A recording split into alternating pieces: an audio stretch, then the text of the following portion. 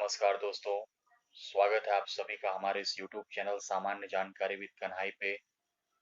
दोस्तों आज हम लोग भारतीय राष्ट्रपति के बारे में, भारत के राष्ट्रपति के बारे में पढ़ेंगे। आज हम लोग जानेंगे कि राष्ट्रपति से संबंधित कौन-कौन से आर्टिकल महत्वपूर्ण हैं, जो परीक्षा में पूछे जाते हैं, और राष्ट्रपति से संबंधित कुछ प्रमुख बातों को भी जानेंगे, जिसका सीधा संबंध हमारे परीक्षा से है। तो चलिए शुरू करते हैं। जैसा कि आप जानते हैं कि राष्ट्रपति जो है वो देश का प्रथम नागरिक होता है। राष्ट्रपति कार्यपालिका का भी प्रधान होता है। हालांकि राष्ट्रपति कार्यपालिका का नाम मात्र का प्रधान होता है, औपचारिक प्रधान होता है। इस बात से भी आप भली भांति परिचित ही होंगे कि वास्तविक प्रधान जो होता है कार्यपालिका का, वो प्रधानमंत्री जी होते हैं। राष्ट्रपति से जो देखिए, हमारे संविधान में जो केंद्र सरकार का जो वर्णन है, संघ सरकार का वर्णन है, ये भाग 5 में किया गया है।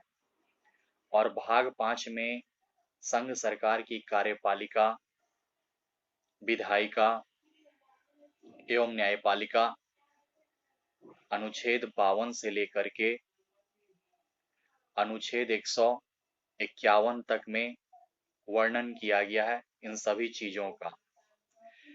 लेकिन कार्यपालिका के अंतर्गत 5 चीजों का हमें अध्ययन करना पड़ता है। अनुच्छेद 52 से लेकर के 78 तक कार्यपालिका की चर्चा है। 52 से लेकर के, जान ही रहे हैं कि आप, 52 से लेकर के 61 तक राष्ट्रपति के बारे में चर्चा की गई है। फिर उपराष्ट्रपति, उपराष्ट्रपति के बाद फिर हमें प्रधानमंत्री एवं मंत्री परिषद के बारे में पढ़ना होता है, अनुच्छेद 74, 75 के माध्यम से। अनुच्छेद 76 में हम भारत के महान्यायवादी के बारे में पढ़ते हैं, अटॉर्नी जनरल के बारे में। वो भी एक कार्यपालिका का महत्वपूर्ण हिस्सा है। और प्रधानमंत्री के कार्यों को हम लोग अनुच्छेद 78 में पढ़ते हैं। 77 में ये पढ़ते हैं कि जो समस्त कार्यपालिका का जो समस्त कार्य जो किया जाता है वो राष्ट्रपति के नाम से किया जाता है। ये अनुच्छेद 77 में हम लोग पढ़ते हैं। तो 52 से लेकर के अनुच्छेद 78 तक में मुख्य रूप से केंद्र की कार्यपालिका का वर्णन किया गया है, और जिसमें आज हम लोग को प्रमुख रूप से राष्ट्रपति जी के बारे में पढ़ना है। तो राष्ट्रपति का पद कहाँ से आया भारत में? सबसे पहला सवाल तो यही हो जाता है कि राष्ट्रपति का पद भारत में कहाँ से आया। तो आप जानते हैं कि राष्ट्रपति का पद जो है हमारे संविधान में ब्रिटेन के संविधान से आया है। इसे याद रखिएगा, यहाँ बहुत कंफ्यूजन है विद्यार्थियों के बीच में। अगर ये सवाल पूछा जाए कि राष्ट्रपति का पद कहाँ से आया है, तो जो सीरियस स्टूडेंट होंगे, जिन्होंने कहीं पढ़ा होगा, वो तो जरूर बोलेंगे कि ये ब्रिटेन के संविधान से आया है। लेकिन जो डीपली स्टडी नहीं करते हैं, वो इसका जवाब अमेरिका दे देते हैं, जो सरासर गलत है। राष्ट्रपति का पद ब्रिटेन के संविधान से लिया गया है भारत में। तो फिर अमेरिका से क्या लिया गया है राष्ट्रपति के संबंध में? पद लिया गया है ब्रिटेन के संविधान से, लेकिन जो निर्वाचन की प्रक्रिया है, राष्ट्रपति के जो निर्वाचन की प्रक्रिया है, ये लिया गया है अमेरिका के संविधान से। राष्ट्रपति पर महाभियोग की प्रक्रिया, ये लिया गया है अमेरिका के संविधान से। एक और चीज राष्ट्रपति के बारे में कि राष्ट्रपति का निर्वाचक मंडल, राष्ट्रपति के निर्वाचन में कौन कौन शामिल होंगे। जो निर्वाचक मंडल है राष्ट्रपति का, वो आयरलैंड के संविधान से लिया गया है। तो 3-4 चीजें हैं जिसको आपको अपने मन में बैठा लेना है कि राष्ट्रपति का पद ब्रिटेन के संविधान से, राष्ट्रपति की निर्वाचन प्रक्रिया कहां से, अमेरिका के संविधान से, राष्ट्रपति पर महाभियोग अमेरिका के संविधान से, राष्ट्रपति का निर्वाचक मंडल आयरलैंड के संविधान से। इन 4 बातों का आप जब आप राष्ट्रपति के बारे में पढ़िए तो इसे एक अलग से नोट्स बनाकर रख लीजिए। सवाल डायरेक्टली यहां से पूछ लिया जाता है और इन 4 चीजों में बहुत कंफ्यूजन है बच्चों को। एक बार और सुन लीजिए अच्छे से। राष्ट्रपति का पद ब्रिटेन के संविधान से, राष्ट्रपति की निर्वाचन प्रक्रिया अमेरिका के संविधान से, राष्ट्रपति का निर्वाचक मंडल आयरलैंड के संविधान से, और राष्ट्रपति पर महाभियोग ये भी अमेरिका के संविधान से। तो चलिए अब बढ़ते हैं अनुच्छेदों की ओर। सबसे पहला अनुच्छेद 52 जो राष्ट्रपति के बारे में, राष्ट्रपति से शुरू होता है अनुच्छेद 52 से। अनुच्छेद 52 में कहा गया है कि भारत में एक राष्ट्रपति का पद होगा। राष्ट्रपति के पद का उल्लेख अनुच्छेद 52 में किया गया है। सीधा वन लाइनर सवाल आएगा कि राष्ट्रपति के पद का उल्लेख किस अनुच्छेद में है, तो अनुच्छेद 52 में है। और प्रश्न ऐसा पूछेगा कि राष्ट्रपति का पद कहां से लिया गया है, तो ये ब्रिटेन के संविधान से लिया गया है। बढ़ते हैं अगले अनुच्छेद की ओर। अनुच्छेद 53। अनुच्छेद 53 में राष्ट्रपति को कार्यपालिका का प्रधान कहा गया है, लेकिन कार्यपालिका का प्रधान राष्ट्रपति जी नाम मात्र के होते हैं, औपचारिक होते हैं। जो वास्तविक सत्ता है, वास्तविक शक्ति है संसदीय शासन प्रणाली में, उसमें जो वास्तविक सत्ता होती है वो प्रधानमंत्री में निहित होती है। प्रधानमंत्री वास्तविक प्रधान होता है कार्यपालिका का।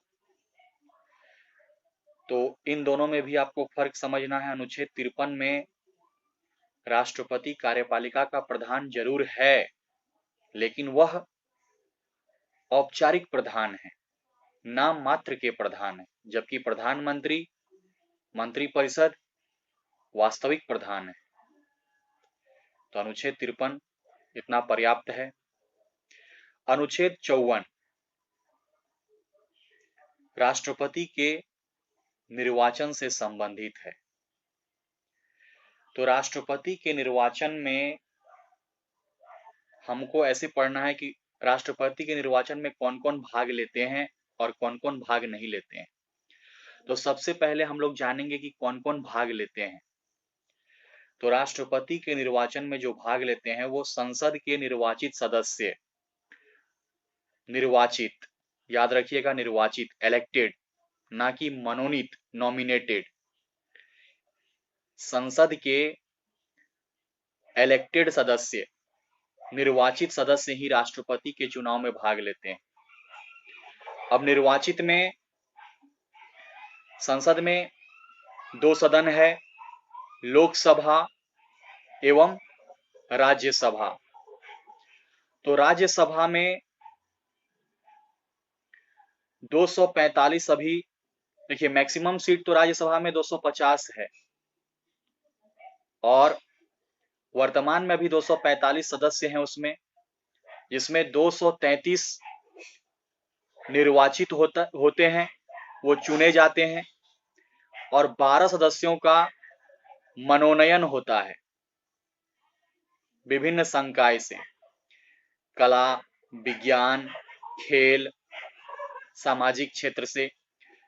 तो इन सभी क्षेत्रों से 12 सांसदों का राज्यसभा में राष्ट्रपति जी मनोनयन करते हैं। तो ये मनोनीत सदस्य राष्ट्रपति के चुनाव में भाग नहीं लेते हैं। लोकसभा के 543 सदस्य और राज्यसभा के 233 सदस्य, तो कुल मिला के कितने हो गए? 776 सदस्य राष्ट्रपति के चुनाव में अपना मत का प्रयोग करते हैं। लोकसभा से 776 सदस्य राष्ट्रपति के चुनाव में अपने मत का प्रयोग करते हैं संसद सदस्य, और राज्य में विधानसभा के निर्वाचित सदस्य राष्ट्रपति के चुनाव में अपने मत का प्रयोग करते हैं। विधान परिषद का इसमें कोई रोल नहीं है।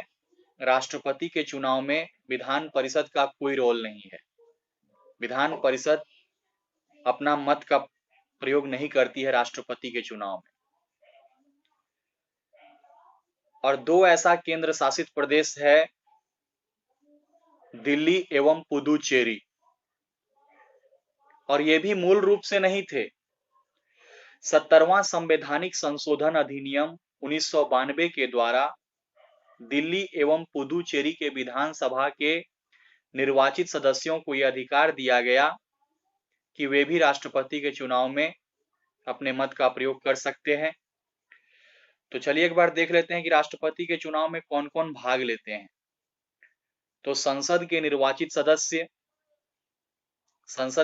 सदस्य मतलब लोकसभा तथा राज्यसभा के निर्वाचित सदस्य भाग लेते हैं। सभी राज्यों के विधानसभाओं के निर्वाचित सदस्य तथा दो ऐसे केंद्र शासित प्रदेश, दिल्ली एवं पुदुचेरी के निर्वाचित विधानसभा के सदस्य। 70वां संवैधानिक संशोधन 1992 के द्वारा इनको यह अधिकार दिया गया, ये भी याद रखिएगा। तो इतने सदस्य होते हैं जो राष्ट्रपति के चुनाव में भाग लेते हैं। अब बात करते हैं कि कौन कौन भाग नहीं लेते हैं। तो संसद के जो भी मनोनीत सदस्य हैं, जैसे लोकसभा में 2 आंग्ल भारतीय, वो मनोनीत किए जाते हैं राष्ट्रपति के द्वारा। राज्यसभा में 12 सदस्यों का राष्ट्रपति के द्वारा मनोनयन होता है। तो ये दोनों मनोनीत सदस्य दोनों सभाओं के राष्ट्रपति के चुनाव में भाग नहीं लेते हैं। ठीक है। और अभी 6 राज्यों में विधान परिषद है। उत्तर राज्य में जैसे कि अभी बिहार में विधान परिषद है, उत्तर प्रदेश में विधान परिषद है। नीचे दक्षिण में आपको आंध्र प्रदेश में है, तेलंगाना में है, और इधर कर्नाटका में है, और महाराष्ट्र में है। तो 6 राज्यों में अभी विधान परिषद हैं। विधान परिषद के सदस्य राष्ट्रपति के चुनाव में भाग नहीं लेते हैं।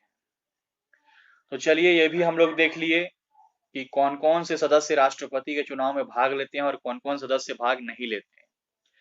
तो अनुच्छेद 54 जो है ये राष्ट्रपति के निर्वाचन से संबंधित अनुच्छेद है। फिर अब अनुच्छेद 55 में राष्ट्रपति के कोटा से संबंधित जानकारी है कि राष्ट्रपति के निर्वाचन में जो कोटा है उससे संबंधित प्रावधान अनुच्छेद 55 में है। एक विधायक का मत अगर आपको निकालना है तो उसको भी आपको जानकारी होना चाहिए कि एक विधायक का मत का कैसे मान निकालते हैं राष्ट्रपति के चुनाव में। तो एक विधानसभा क्षेत्र को, मतलब एक राज्य को उठा लीजिए, उस राज्य में जितने विधायकों की संख्या है, निर्वाचित विधायकों की संख्या बटा उस राज्य की कुल जनसंख्या गुना 1/1000। ठीक है। जैसे मान लीजिए बिहार में विधानसभा की 243 सीटें हैं और लगभग 13 करोड़ बिहार की आबादी है, तो 243/13 करोड़ गुना 1/1000, ये एक विधायक के मत का मान होगा बिहार से राष्ट्रपति के चुनाव में। और फिर इसी तरह से हर राज्य के विधायकों के वोट वैल्यू अलग अलग हैं राष्ट्रपति के चुनाव में। अब बढ़ते हैं आगे। अनुच्छेद 57 में यह प्रावधान किया गया है,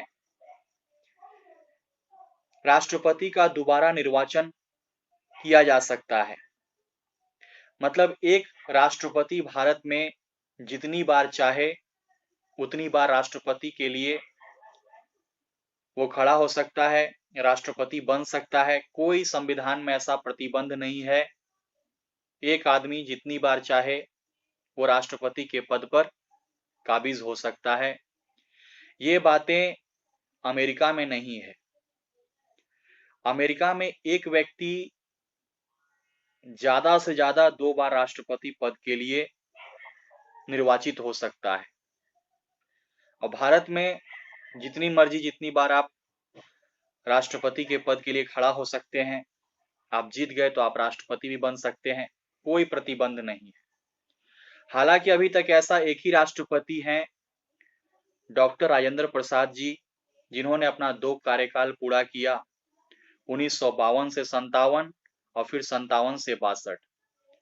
उसके बाद से एक परंपरा चली आ रही है कि जो एक बार राष्ट्रपति का कार्यकाल पूरा कर लेते हैं, वो दोबारा इस पद के लिए फिर खड़े नहीं होते हैं। अभी तक यही परंपरा चलती आ रही है। फिर अनुच्छेद 58 में राष्ट्रपति की योग्यता के बारे में चर्चा की गई है कि राष्ट्रपति बनने के लिए योग्यताएं क्या क्या होंगी।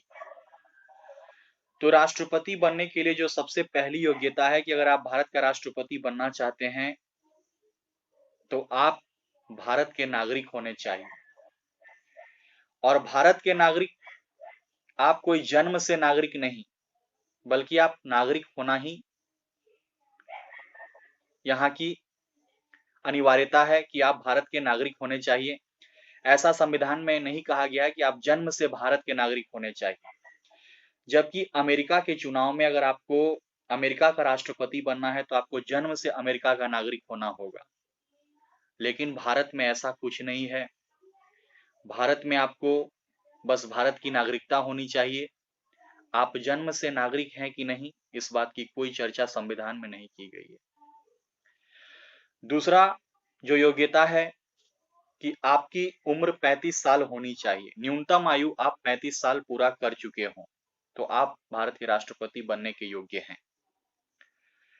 तीसरी बात जो कही गई है कि आप लोकसभा सदस्य के रूप में निर्वाचित होने की योग्यता रखते हो, लोकसभा का सदस्य बनने की योग्यता रखते हो, तो आप राष्ट्रपति पद के लिए निर्वाचित होने के लिए योग्य हैं। चौथा, आप कोई लाभ के पद पर नहीं होने चाहिए।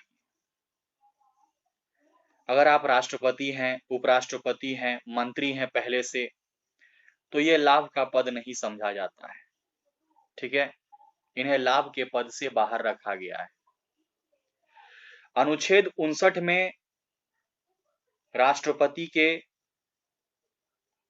से संबंधित शर्तों का उल्लेख है। क्या क्या शर्त होनी चाहिए राष्ट्रपति बनने के लिए। योग्यता तो 58 में बात हो ही गई कि आप 35 साल कंप्लीट किए हुए होने चाहिए, कम से कम आप 35 साल के होने चाहिए।